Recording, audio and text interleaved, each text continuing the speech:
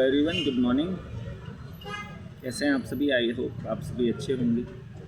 तो 6 दिसंबर 92 वाले इंसिडेंट के ऊपर मैंने 6 दिसंबर के दिन डॉक्यूमेंट्री बनाई थी। आपको पसंद आई होगी। इसका पार्ट 2 लेके मैं आया हूँ आज, और इसमें मैं 2 या 3 मुख्य इंसिडेंट बताऊँगा जो थोड़े से अलग हैं। इन्हें डॉक्यूमेंट किया है, अखबारों ने भी उस वक्त, मीडिया में भी खूब रिपोर्ट हुआ था, लोकल मीडिया में, मेन स्ट्रीम में भी, क्योंकि उस वक्त 90s के दौर में अखबार हुआ करते थे। रील्स का ज़माना था नहीं, सोशल मीडिया, फेसबुक, इंटरनेट कुछ नहीं होता था। तो अखबारों में इस तरह की कहानियाँ छपा करती थी। नवभारत टाइम्स, दैनिक जागरण, दैनिक भास्कर वगैरह वगैरह। राजस्थान पत्रिका शायद नहीं आया था उस वक्त। तो ये जो भी बड़े बड़े अखबार हैं।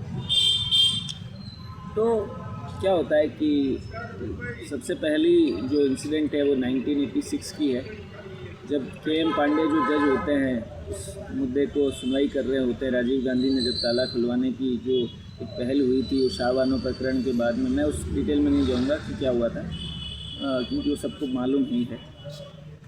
एक बार जो अभी केरला के गवर्नर है आरिफ मोहम्मद खान साहब, उन्होंने भी जिक्र किया था इस चीज़ का कि वो कैसे हुआ उस टाइम। उसके बाद वो जो है घटना हो जाती है। तो ताला खुलवाने की जो ऑर्डर देते हैं जज KM पांडे, कृष्ण मोहन पांडे उनका नाम होता है। कहते हैं उन्होंने अपनी डॉक्यूमेंट्री में भी लिखा है, कई जगह अखबारों में रिपोर्ट भी हुआ है कि उन्हें एक दिन पहले सपने में बंदर दिखाई दिया। और ऐसा भी वो दावा करते हैं कि एक दिन पहले कोर्ट की दीवार पे उन्हें एक बंदर दिखाई दिया था। जो कोर्ट रूम होता है उसकी एक दीवार पे बंदर फांदता हुआ वहाँ दिखाई दिया। एक इशारा था भाई आप ऑर्डर दीजिए ताला खुलवाने का। दूसरा जो सबसे ख़ास इंसिडेंट है कि जो 90 में, जब 30 अक्टूबर 90 को जब मुलायम सिंह यादव वहाँ गोलियाँ चलवाते हैं, इसमें बाबरी मस्जिद पे भगवा झंडा फहराने का जो प्रोटेस्ट होता है, विमल कोठारी और शरद कोठारी उसे लीड करते हैं। दोनों को CRPF बाद में गोली मार देती है।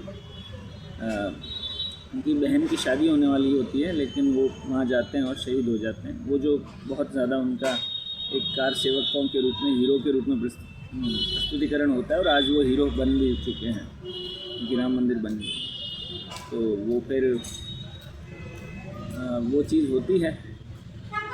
लेकिन जो सेकंड इंसिडेंट है वो ये है कि वो भगवा झंडा तो लहर जाता है तब तो वो बाबरी मस्जिद की ही बिल्डिंग होती है, गुंबद जो होता है।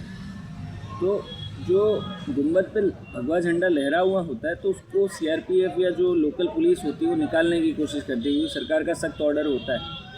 तो वहाँ क्या होता है कि